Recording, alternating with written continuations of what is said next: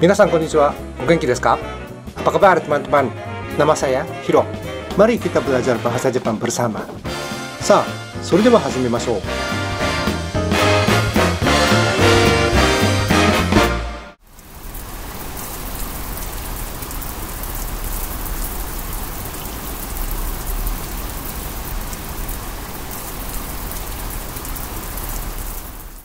Arti kanji ini Anda sudah mengerti ya?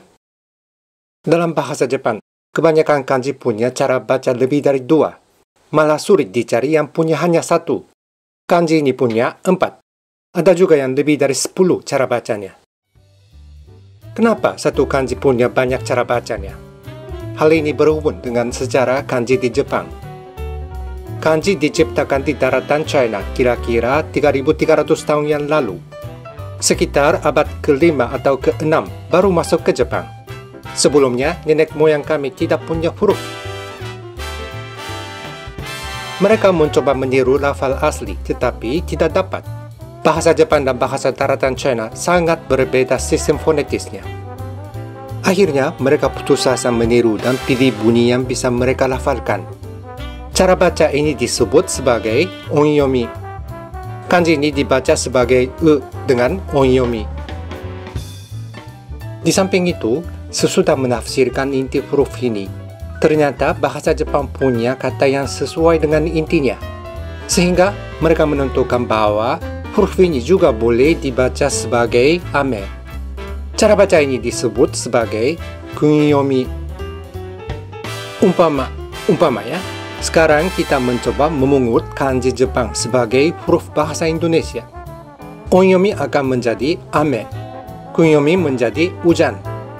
Cerita ini tidak masuk akal, tetapi ternyata terjadi di Jepang sesudah abad ke-5 atau ke-6. Dikatakan sejak abad ke-9 sampai ke-12, katakana dulu. Kemudian, hiragana diciptakan dari kanji supaya lebih praktis untuk menulis kalimat bahasa Jepang. Daftar ini 80 buah kanji yang dipelajari di kelas 1 SD, yang sama warnanya, yang sama onyominya. Kenapa banyak kanji dibaca sama? Sistem fonetis bahasa Jepang sangat sederhana, jauh dari mampu untuk membedakan berbagai lafal dalam bahasa daratan China. Sehingga banyak kanji dilafalkan sama dalam bahasa Jepang, padahal berbeda lafal aslinya. Sebagai perbandingan, kanji yang punya kunyomi yang sama hanya 2 pasang dalam daftar ini.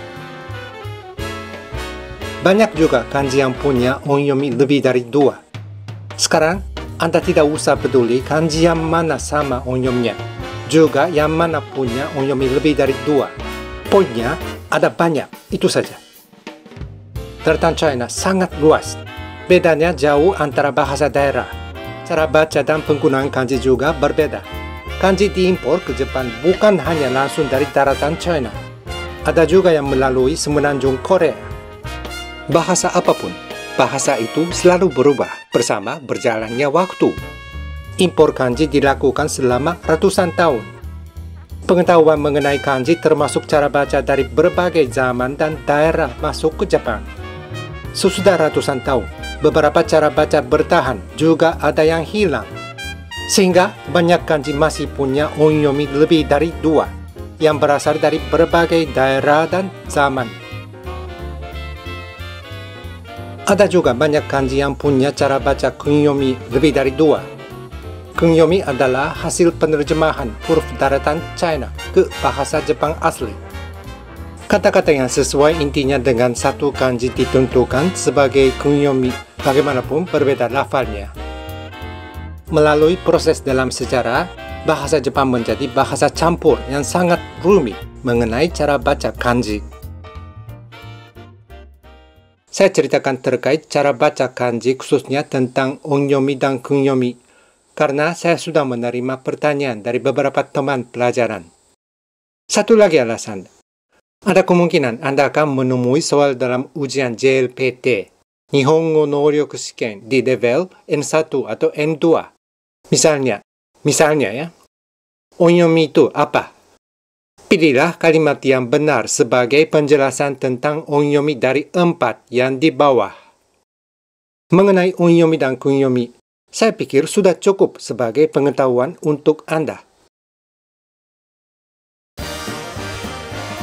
Sampai sini dulu pelajaran hari ini. Saya menyambut pertanyaan dari Anda. Channel ini selalu terbuka. Terima kasih telah menonton. Sampai jumpa lagi di channel Pelajaran Bahasa Jepang. どうもありがとうございます。またお会いしましょう。それでは次回をお楽しみに。Don't miss it!